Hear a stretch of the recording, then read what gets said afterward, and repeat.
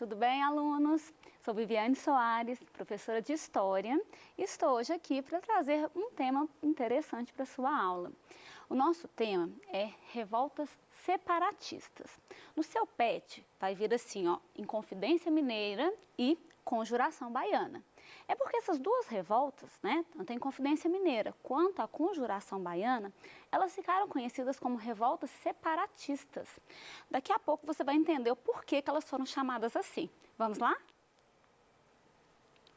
Então, olha, na aula de hoje, duas importantes revoltas separatistas, né, vão ser aí o nosso tema, Inconfidência Mineira e Conjuração Baiana. Espera-se que ao final dessa aula você tenha compreendido como as ideias iluministas e os movimentos liberais estiveram ligados às revoltas anticoloniais no Brasil e como também, né, essas revoltas estiveram ligadas ao nosso processo de independência. Então, primeiro a gente vai contextualizar, né, de que momento eu estou falando, o que estava acontecendo no Brasil neste momento em que nós vamos fazer a aula de hoje. Então, olha, o Brasil era uma colônia pertencente a Portugal. Nesse período em que essas revoltas acontecem, quem está governando o Brasil é a Dona Maria, que depois foi até apelidada de a louca, né, por problemas aí emocionais que ela teve. A Dona Maria governava o Brasil, né, e nesse período em que ela estava governando, algumas ações foram tomadas, né, principalmente com relação à arrecadação de impostos. Então, a Dona Maria, primeiramente, ela proíbe o desenvolvimento de manufaturas no Brasil, né, e essa proibição é um meio de impedir uma autossuficiência da colônia, né, e fazer com que ela diminua o consumo de produtos portugueses. A gente tem também por parte dela a cobrança de dívidas, né, como, por exemplo, a derrama. A derrama foi um tipo de imposto compulsório, né, que foi desenvolvido pelo Marquês de Pombal, que era o primeiro-ministro do rei anterior, que era o Dom José, né?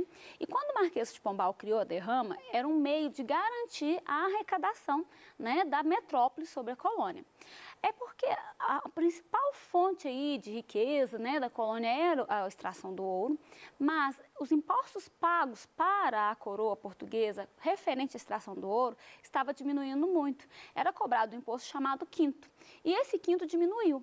A diminuição dessa arrecadação, né, estava muito relacionada à decadência mesmo da produção aurífera, mas a coroa portuguesa, não entendendo isso, ela cria outra forma de cobrar, né, imposto, que é a derrama, que se por 2 anos consecutivos a arrecadação não chegasse aí a aproximadamente 1.500 quilos de ouro, né, se não conseguisse essa arrecadação, seria feita uma cobrança compulsória, né, então as pessoas poderiam ter seus bens confiscados, poderiam usar-se de violência também para cobrar a derrama. Então, é importante a gente compreender que nesse contexto há aí, né, um acirramento, vamos dizer assim, ou uma afirmação maior da coroa portuguesa com relação à cobrança de tributos, né, na colônia, no caso no Brasil. O outro ponto aí que vai ser tratado também, né, é a questão dessa diminuição do ouro. Por quê, gente? Inicialmente você tinha um ouro mais fácil, né, um ouro que você conseguia de maneira mais menos dispendiosa, né, com menos gastos, com menos dificuldade. À medida que esse ouro vai acabando, o ouro fica mais difícil, você precisa de desenvolvimento de técnicas, né, para conseguir. Então, essa diminuição na produção aurífera, ela vai impactar diretamente na questão aí do quinto, né, do pagamento do imposto, e aí a gente vê um endurecimento por parte da coroa portuguesa com relação à sua colônia. Então, esse contexto ajuda, né, a gente a compreender a eclosão de revoltas separatistas. Agora fica mais fácil a gente entender o que quer dizer separatista, né? Por quê? São revoltas que vão acontecer na colônia tentando separar a colônia da sua metrópole. Ou seja, revoltas anticoloniais, revoltas que querem acabar com a dominação colonial que Portugal exercia sobre o Brasil.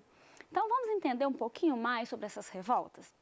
Olha, primeiramente, é importante a gente tratar das influências, né? Quais influências esses movimentos tiveram?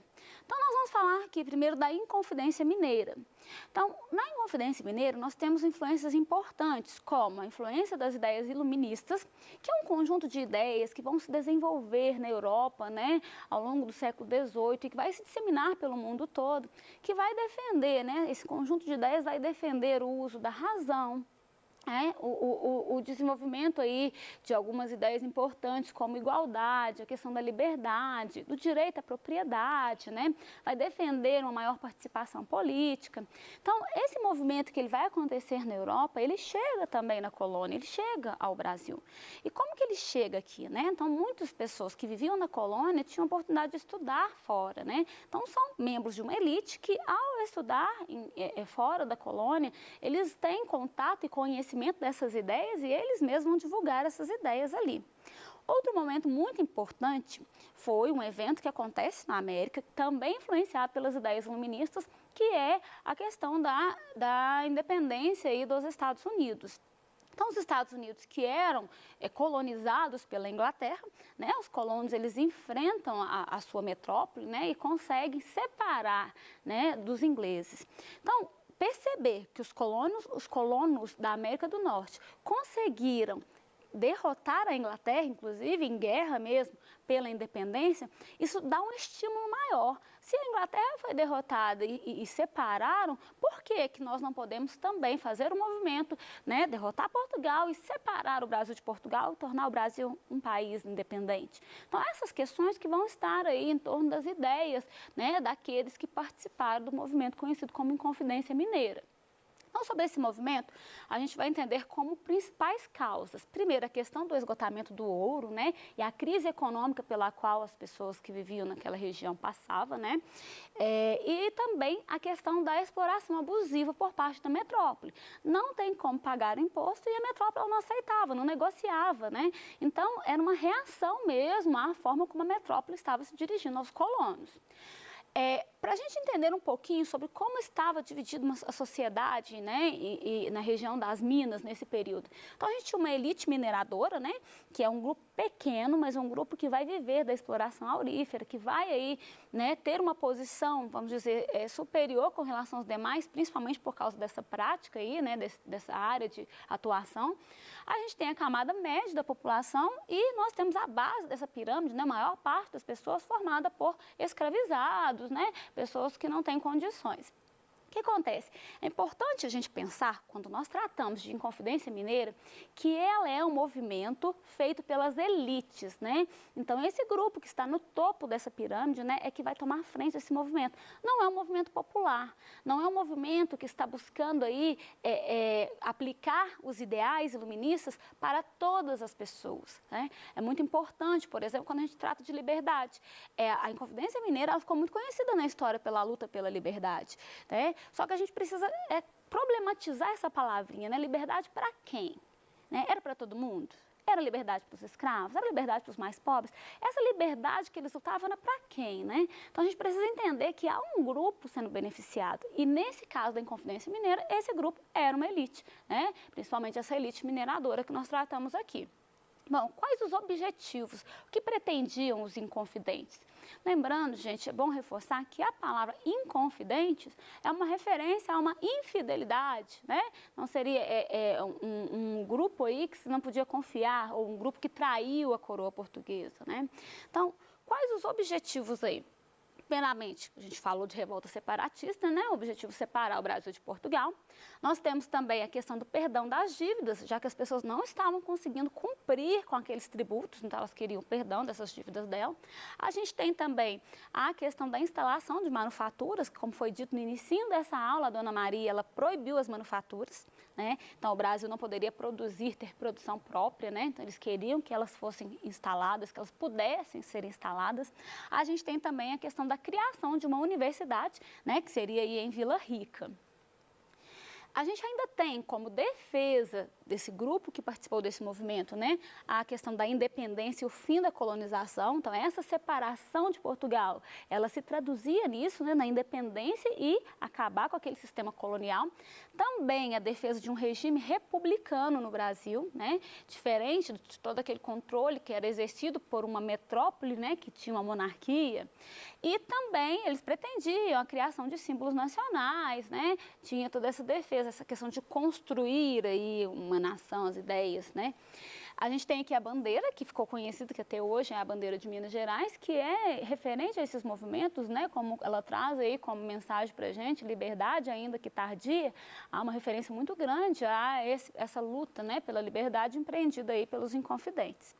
O que eles não defendiam, né? O que não estava na pauta desses grupos quando eles fizeram esse movimento revolucionário? O fim da escravidão. E é por isso que eu sempre problematizo essa questão da palavra liberdade, né? É uma liberdade, mas é uma liberdade ela localizada, né? Ela é para um determinado grupo, não é uma liberdade para todos. E por que eles não defendiam a escravidão? Por que eles não conseguiam colocar a questão da escravidão na pauta aí, né, desse movimento? Porque muitos daqueles grupos eram proprietários de escravos, né? E como que eles iam aí, então, acabar com esse processo de escravização dessas pessoas se eles dependiam do trabalho do escravizado? Então, por isso não fez parte da pauta desse movimento revolucionário. Sobre a revolta, gente, havia aí, né, acordos, né? Então eles conversavam, eles tinham reuniões em que eles definiam os caminhos. E uma das ideias é que ela fosse realizada no dia da cobrança da derrama, né? Quando fosse o dia de cobrar a derrama, eles iriam iniciar um movimento, né? Então essa revolta ela iniciaria em Ouro Preto e a partir dali ela se espalharia para o restante aí, né, da região de Minas Gerais, mas ela não deu certo, né? E o que será que fez com que essa revolta desse errado? Bom, a gente tem aí, né, muitos dados que vão falar a respeito, né, de uma traição dentro dos revoltosos, né? Teria uma das pessoas que percebeu que aquele movimento ele não ia ter sucesso, não tinha chance de sucesso. Então, nessa ideia aí, essa pessoa, né, que é o Joaquim Silvério dos Reis, ele vai denunciar o movimento tendo como intenção o alívio das suas dívidas. Então, ele vai denunciar o movimento para, né, representantes da coroa portuguesa e em troca ele teria o perdão das suas dívidas.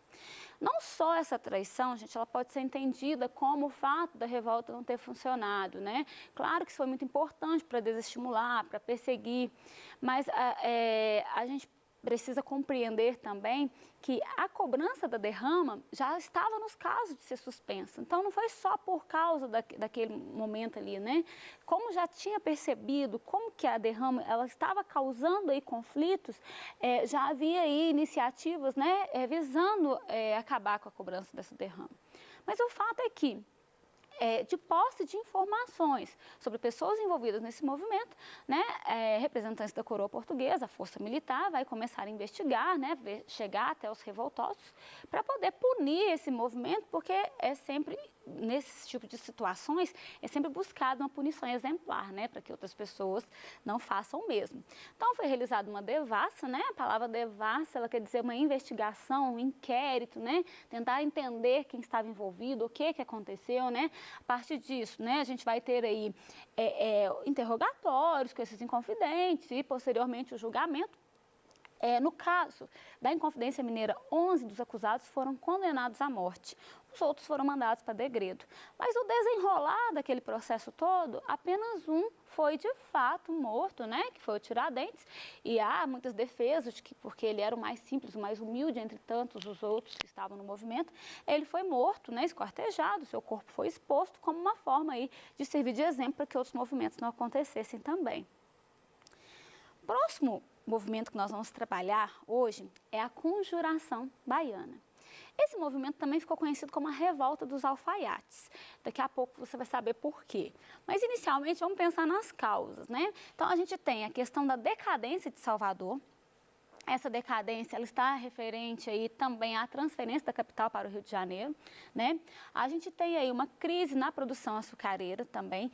Essa crise, gente, ela tem aí relações com a concorrência, principalmente concorrência das Antilhas, né? Isso faz com que a produção não se sustente. Mesmo o que a gente tinha de produção, muitas vezes tomava o lugar do plantio de outros produtos, o que encarecia esses produtos também, né, alimentares. Então, tudo isso gera uma situação muito instável com relação à região aí da Bahia, né? E tudo isso se soma à cobrança de impostos abusivos, que é aquela situação que nós comentamos lá quando a gente foi contextualizar a aula, né? Então, da mesma forma que Minas Gerais sofria com aquela cobrança abusiva de impostos, a região da Bahia também vai sofrer com esses impostos aí. quais as influências desse movimento, né? Então, no caso da Conjuração Baiana, a gente vai ter, como nós falamos lá, né, dos ideais iluministas, das ideias liberais que influenciaram a Revolução Francesa, né? Então, aquele momento que na França acontece um movimento que vai tirar o rei do poder, né? Isso é uma influência importante. E a gente tem também um outro movimento, que é a independência do Haiti. O Haiti era uma antiga colônia francesa que predominantemente, né, a população era composta por negros e escravizados. Então, eles fazem um movimento que eles conseguem acabar com a escravidão e também com a dominação colonial. Os objetivos, a gente tinha objetivos diferentes dentro da Conjuração Baiana, digamos que a gente tinha um grupo, né, a chamada elite branca, ela tinha alguns ideais aí, né, como autonomia com relação a Portugal, liberdade comercial, né, liberdade política, mas eles não tinham muitas propostas sociais, sabe, eles não tinham propostas, por exemplo, de igualdade, não. Por outro lado, a gente tinha os líderes das camadas populares, né, que já eram grupos com descontentamento social muito grande e que visavam, assim, relações mais igualitárias. Bom, esses grupos populares, eles eram liderados por mulatos, né, por artesãos, soldados e alfaiates, né? Alfaiate, nessa época, não era uma pessoa que tinha, assim, uma posição social elevada, não. Geralmente, os alfaiates, eles eram pobres, né? Então, eram grupos populares. O grande número de alfaiates é que deu esse nome também para essa revolução, né, para essa revolta. Revolta dos alfaiates, então, por isso que a gente tem a bandeira, que foi criada pelos revoltosos, né, nesse período. Ela tinha aí como objetivos fortes aí a mudança nas instituições políticas, né? Queria aí a liberdade de comércio, a gente até comentou, né? A adoção de uma república, né? Que nesse ponto se assemelha à Inconfidência Mineira e a igualdade entre todos os homens, deixando é importante mencionar que nesse caso aqui há uma referência à escravidão. Então, na Conjuração Baiana, eles defendiam o fim da escravidão. A gente tem até aqui um trecho, gente, porque um dos meios de disseminar esse movimento foi a utilização de panfletos. Então, um trecho de um dos panfletos que foram fixados aí em Salvador. Animai-vos, povo baiense, que está por chegar o tempo feliz da nossa liberdade, o tempo em que seremos todos irmãos, o tempo em que todos seremos iguais. Então, como foi a reação do governo com relação a essa revolta, né? Então, a gente vai ter um dos principais líderes, né, um soldado, ele vai ser preso, né? E o governo vai prender outros conspiradores. Nesse caso aqui, a elite branca, ela quase não sofreu repressão, ou pela sua posição, ou porque muitos perderam força dentro do movimento devido às suas características sociais, né? E 6 dos réus foram, né, aí condenados à morte, também foram aí enforcados e esquartejados. Aí a gente sempre fica com aquela questão, se também na Conjuração Baiana a gente tem vários mortos, esquartejados, como aconteceu com Tiradentes, como é que Tiradentes virou um herói, né? Como é que se constrói um herói, vamos pensar? Tem aqui uma imagem que ela ajuda a gente a refletir um pouquinho sobre isso, né? Ela mostra aí o corpo dele ao lado de um crucifixo e dá aí pra gente uma ideia aí, né, de como é que essa construção foi feita. Então vamos fazer uma questão relacionada a essa imagem, né? É uma pintura do Pedro Américo, na qual o Tiradentes está sendo retratado e algumas questões para a gente. Vamos tentar descrever como esse autor representou o Tiradentes. Espero que você tente fazer essa reflexão aí e essa descrição. Então, a gente vai ver ele com barbas grandes, né, ao lado de um crucifixo, uma imagem aí, né, que vai gerar, vamos dizer, uma questão de comoção mesmo, né. Outra questão para a gente, vamos tentar aí retirar, extrair um objetivo do artista ao pintar essa obra dessa forma, né? Então, olha, a gente pode falar, né, além da descrição, um dos objetivos é uma obra que foi construída no período da República, é justamente construir um herói, né? Tentar legitimar essa República. Então, fazer com que as pessoas criem alguma identificação com a figura dele. É interessante porque quando eu pergunto, né, como é que se constrói um herói, é justamente entender que somente na República que Tiradentes tem esse papel. E é justamente pelo fato da necessidade de ter um herói que vai unificar a República, uma pessoa que fizesse referência aí à República, já que o movimento ele era um movimento republicano, uma pessoa que tivesse origem mais humilde e ainda por cima que tivesse um histórico de militar. Assemelhar ele fisicamente com Jesus Cristo, né, é um ponto a mais para criar essa identidade. Portanto, aquela imagem, ela traz para a gente, né, voltando nela, essa questão de fazer com que as pessoas assimilassem a figura de Tiradentes com a figura de Jesus Cristo, né? Eu trouxe outra questão aqui para vocês, que essa dá para fazer, né, com calma depois, é tentar relacionar os pontos importantes desses dois movimentos. Então, é um quadro em que a gente vai sintetizar algumas características da Inconfidência Mineira e algumas características da Conjuração Baiana, né? Quais as influências, quais as propostas, as diferenças e os desfechos. Eu até deixei um exemplo aqui, espero que possa te ajudar na construção do seu. Tá? Fique ligado, em breve teremos mais assuntos interessantes nas aulas de História. Até lá!